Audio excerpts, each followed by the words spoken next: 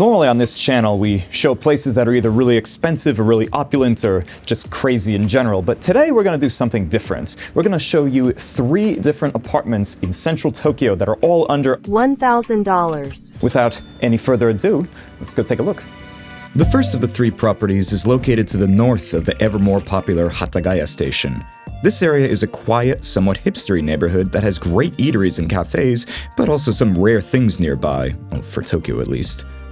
You have the Sasazaka Bowl bowling alley, Freeman Shokudo, which is the closest thing to a Jewish deli and the only place to get a bialy and good smoked whitefish here, and the live rock house, Club Heavy Sick. Still can't get over that name. Now, let's go inside. Alright, now coming inside this beautiful concrete building, and you can see that it has very high ceilings if you look right up there, but we're not going to go up there right away. We're not going to go up this beautiful spiral staircase. We're going to go check out the bathroom, which is right behind the camera. I'm right over here, guys. And look at this. This is one of my favorite parts of this apartment. It's a really small apartment. It's actually only 23 square meters, or about 250 square feet. But even though you don't have that much space, they make up for it in the details. Like this door right here, where you have 3 little holes that fit perfectly with your fingers, so you can just kind of open it and close it just like that. And of course, it hides into the wall for safekeeping.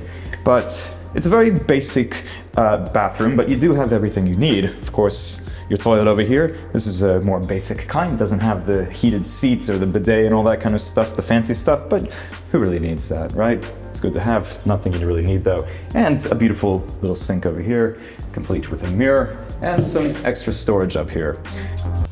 Let's go into the actual bath. So this is a traditional Japanese style bath. I've mentioned this a lot in my videos, but I'll say it again. We have the shower over here, where you shower and clean yourself off over here. And if you look over here, we have, of course, a bathtub. And the bathtub is the main part of every Japanese bathroom. In fact, if a place only has a shower and doesn't have a bath, it's pretty hard to sell or rent it. Ooh. And this is quite large for an apartment of this size. You can't actually fit 2 people in here. One more thing about this bathroom, this is a pretty common thing in places that don't have balconies, like this one, is you have these guys right here, which if you haven't lived in Japan, you might never have seen this before. This is how you hang your laundry.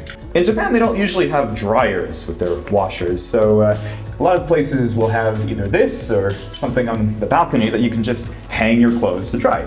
And this is no exception. Each of these hooks can hold up to 8 kilos, or I don't know, 15 pounds or so. But yeah, that's how you do your laundry.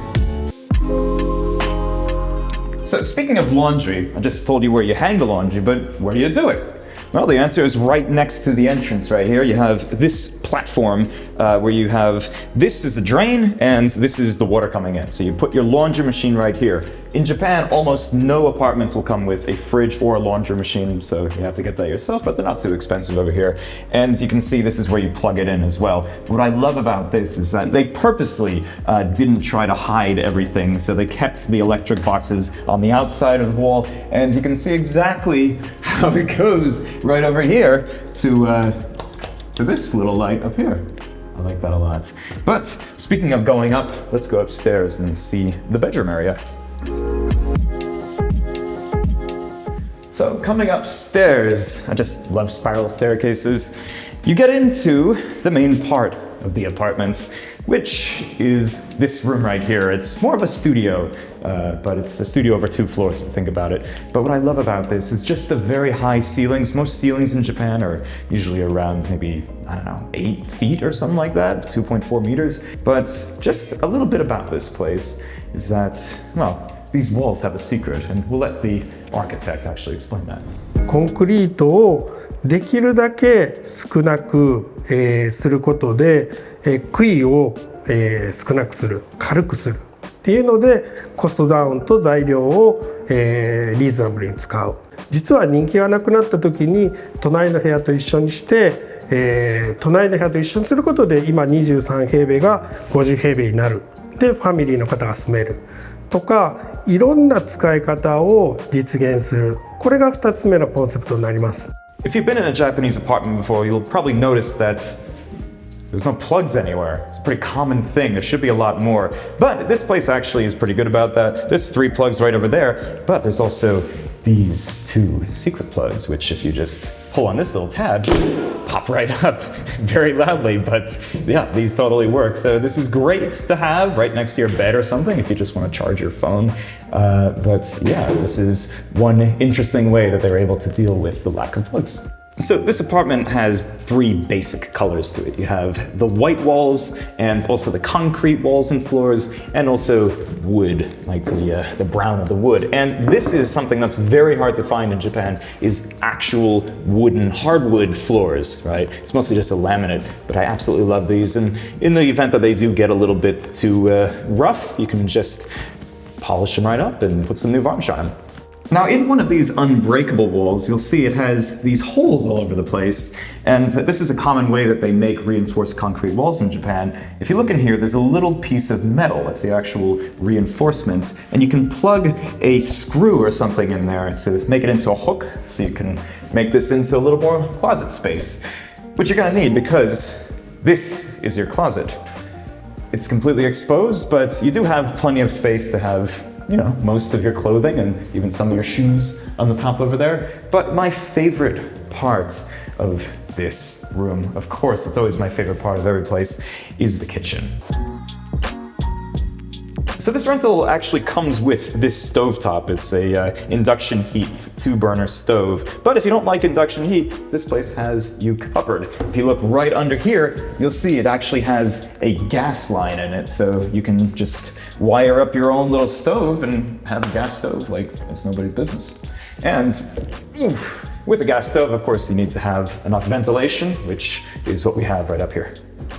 So right next to the ventilation system right here for the kitchen, you'll see you have these shelves up here. There's even more space up there if you can reach it, so that's great. But also just keeping in the high area, as you can see, we have this curtain rail up here. So you can actually make this a little bit private if you wanted. So, I don't know, say you have your friend going downstairs using the bathroom, but you don't want to see him or hear him, well, you can have a little curtain here so everything's all nice and quiet. But my favorite place, next to the kitchen of course, would be this little nook right here. You can just sit here, read a book, and stare out the window. Oh, speaking of the windows, these are dual pane glass, which in Japan is surprisingly hard to find. Most places only have single pane glass. The reason you can tell they're dual pane is if you look right here, they have this metal strip in here with these little holes in it. So this holy apartment is actually on the market right now for exactly 100,000 yen a month, which is about, I don't know, $700 or so per month. But let's go to the next one. Another day, another apartment. This one's in Kamata. Let's go see the area before we go inside. The next one is in Kamata, an area on the southwest part of Tokyo near Haneda Airport. It has an old school feel to it, mostly thanks to its old school shopping arcade, which is populated with little shops and restaurants, and has some of the best gyozas in town, especially here at Kange. With that, let's go see the next apartment. Alright, we're back at the property, and first off, what I want you to look at is right here. You notice how the first floor is a little smaller than the second and on? They have 2 little corridors in the back, and then have 2 in the front. So that's the reason that they did this, just to give a little bit of a corridor space on the sides. But without further ado, let's go inside. So this unit in particular is actually over 3 stories if you include the little entranceway down there.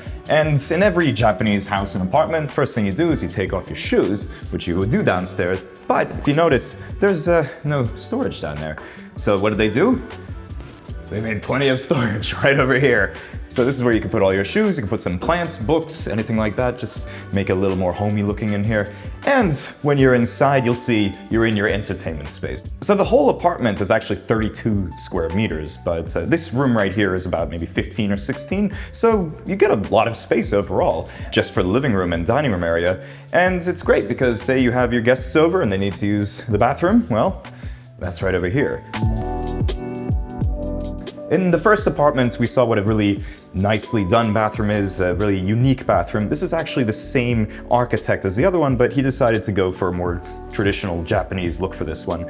First off, you have your toilet, of course, with, you know, the butt heater and the butt washer and all that kind of stuff on it. And if you come over here, this is what a normal Japanese bathroom looks like. It's actually all made out of resin. These are called unit baths because they're these prefabricated units that you can just get anywhere. And it's all the same size. They're all a standard size. Big, medium, and small, like this one. even though it's small, it's actually very deep. So you can see somebody of my height, which there's not much of, but I'm still maybe 5'9", 5'10" on a good day, can still fit in here because of its depth. Like all other Japanese bathrooms, you have your shower area over here where you first wash off, and then you climb into the bath, which has, of course, one of these guys in it. So this is the water heater, water reheater kind of thing to keep your bath nice and warm for the entirety of your bath stay. Oh boy, okay.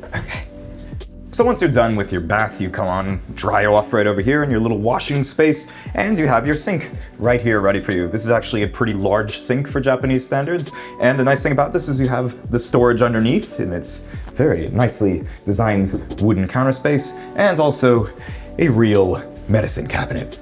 These are hard to find in Japan, but this is a nice size in my opinion. And you might see this guy over here. So in the first apartment, we just saw like the pipes and all that, but this is where you would put your washing machine. And this is actually made to hold all 4 feet of the washing machine. So the architect decided to use all the space to its maximum capacity. And even with this wall, which is like this because of how the entrance goes up, you could see that there was going to be this little weird notch in the corner where stuff could fall down and you could have to like try to get it up. So we decided to build a wall halfway up to have maybe some detergent or something on there. So yeah, let's go back into the living room. So coming out of the bathroom and back into the living room, I forgot to show you one thing. It's these floors right here. So most floors in Japan are just made out of like a plasticky thing, fake wood, you know, or maybe just like a little laminate or something. But these are real hardwood floors, and these are very hard to find in Japan, even for a place of this budget, which by the way, this is 140,000 yen a month, so that's just about $1,000 with today's exchange rate. And what you get with that, of course, is a nice little kitchen as well. And this architect seems to really like having these electric stovetops. This is another induction heat one. But as you can see, it's only one burner, but since it's just a regular plug and this is a pretty standard thing, you could spring for a 2 or 3 burner and place it right there. You'll sacrifice a little bit of counter space, but that's okay. And down there is where the majority of your storage in here is, if you don't count that wall over there. So yeah, I mean, if you're living alone, it's great, or maybe just a couple or something, but 3 people or more, it's gonna be a little tough.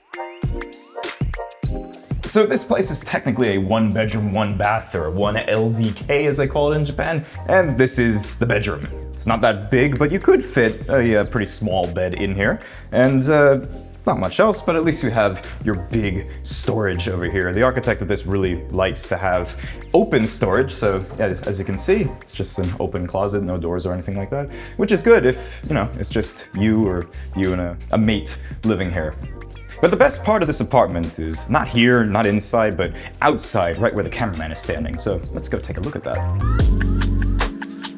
So stepping outside of the bedroom area, you can see you have this massive, absolutely massive, again for Japanese standards, rooftop balcony. And this one is about 15 square meters, which is about maybe 180 square feet. That's huge for a Japanese balcony. And the reason it's so big is that technically you could actually build this out as another room, but the architect decided to keep it open, right? So you might notice this very strangely shaped wall over here, and this is here for a reason. So imagine he was to actually build out this part into another room, this is where the roof would be. And just for Japanese laws, they have to keep it at this very strange angle. But in order to keep this a little bit more open and free-feeling, instead of having it as a strangely shaped room, he decided to keep it as a rooftop balcony. And I love that. But without further ado, let's go see the last one. Same day, same clothes, different apartments. This time we're in Kichijoji. It's north of everything else we were just at. And before we go in, let's go see what the neighborhood has to offer. Kichijoji has been creeping up the list as one of the most livable neighborhoods in Tokyo. With its easy commute into Shinjuku and Shibuya, its absolutely massive Inokashira Park, and a mix of old and new shops, you can see why it constantly finds itself ranked very high on lists of most desirable places to live in Tokyo. It's also home to some great restaurants such as the Village Vanguard Diner, the Rojira Samurai Curry Shop, and a gluten-free bakery aptly named Where is a dog? Well, hopefully not in the gluten-free cupcakes. On that note, let's go see the apartment. And now we're here, and right behind me you can see this beautiful white building. This is where we're going to go into, but the architect decided for all three of these properties to make it so that the owner lives in the building, and you can see right over there is where the owner lives. We're not going to show his name, of course, but without further ado, let's go see the inside. And now we're inside. And you can see it's a very interesting looking interior. There's a reason that they did this. This whole area, you have these height restrictions. So in order to get around that, they decided to build half undergrounds like they did for here. And that way you could get basically 2.5 stories. So let's go down. As you can see, we have, again, these beautiful actual hardwood floors in the kitchen and living room / dining room area. You can see you have a nice kitchen over here, again, with the induction heat stove, 2 stoves over here, of course, and with this one, some nice under kitchen storage as well. So if you open up this cabinet right here, you'll see this little white thing. This is where you can stick all your kitchen knives so that they don't get too dull or rusty or anything like that. But what I like about this place is the squareness of this. And that's not really something that people think about that much outside of Japan, but when you have a small area like this is, it's not that big at all, you need to make sure that it is not rectangular, but pretty much a perfect square so that you could fit more stuff into it. I'd probably put a dining room, maybe like right where the cameraman is standing, and have a little couch area over here as well. That could kind of work, but it's completely up to you. And by the way, that's where you put your fridge, right over there. So one thing about this apartment, it's actually called the Green Terrace, and there's a good reason for that. It's right over here. If you step outside this window onto the admittedly kind of dirty balcony, then you can see you have this beautiful garden that you can look at. So the whole idea of this little garden area is that you can take a look, you can borrow the view. It's an old traditional Japanese way of thinking, borrowing the view of somebody else's garden. And also you can have your own little gardenette area over here too. So you've seen the garden area. Let's go upstairs and see what else we have here. Ooh, okay, so this is the second floor, or maybe the 1.5 floor, whatever you want to call it. And this is what they call a skip floor. You can see that it's kind of hard to stand in here. And because of this, this isn't actually included in the total space of the place. The entire space is 30 square meters, or just about 320 square feet. And again, this is not included, but if you were to include this, it would be closer to about 40 square meters.